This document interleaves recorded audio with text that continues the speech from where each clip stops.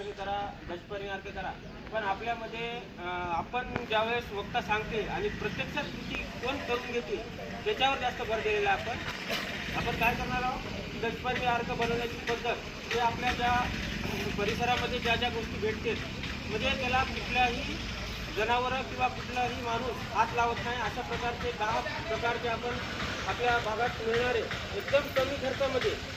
ही दशपर्णी अर्काची पद्धत आहे. तरी आपण दशपर्णी अर्क कशा पद्धतीनं आणि आपण कोणत्या पद्धतीचा वापर याच्यामध्ये आपण कुठल्याही पिकाला करू शकतो. आणि दुसरी गोष्ट आपल्या वक्त्याच्या सांगण्यावरून आता आम्ही तर काय आम्हाला पुस्तकी ज्ञान आहे, जेवढं शेतकऱ्याला ज्ञान असते, शेतकरी जेवढा प्रगतशील असते तेवढा आम्ही अधिकारी कर्मचारी कुठलाही नसते, प्रत्यक्षात राबवणारा शेतकरी असते आपला, बरोबर आहे. तर आपण काय करणार आहे, आपल्या गावातील विद्याताई या आपल्याला या 200 लिटरमध्ये दशपर्णी अर्क कशा पद्धतीनं त्याला मी ज्यावेळेस आपण प्रत्येक वेळेस प्रशिक्षणाच्या माध्यमातून त्याला आपण सांगलेला आहे, तर आपण त्यांच्याकडून आपण मी न सांगता आपण आपल्या गावातील महिला भगिनी यांच्याकडून आपण हे डेमो करून घेणार, ठीक आहे. तर तुम्हाला या टाक्याचा उपयोग ही दशपर्णी अर्क, लिंबोळी अर्क, दशपर्णी जीवामृत तयार करण्यासाठी आणि आपल्याला जास्तीत जास्त शेतीचा खर्च कमी करण्यासाठी आणि जास्तीत जास्त आपल्याला उत्पन्नात वाढ घेण्यासाठी या दशपर्णी अर्क, लिंबोळी अर्क आणि जीवामृत याचा मोठ्या प्रमाणामध्ये तुमच्याला याच्यामध्ये फायदा राहील. तर आपण आता विद्यार्थ्याला सांगू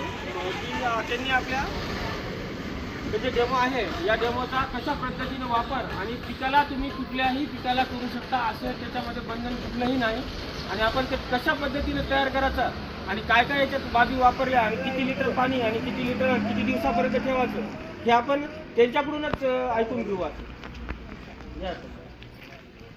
सगळे आपल्या गावातच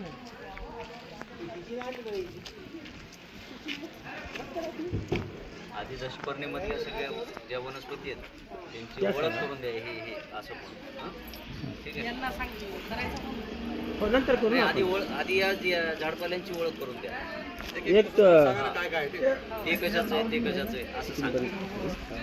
दशपर्णी अर्क, पपई, सीताफळ, एरंडी, निरगुडी, कंजई, करंज, नीमपत्ता, अद्रक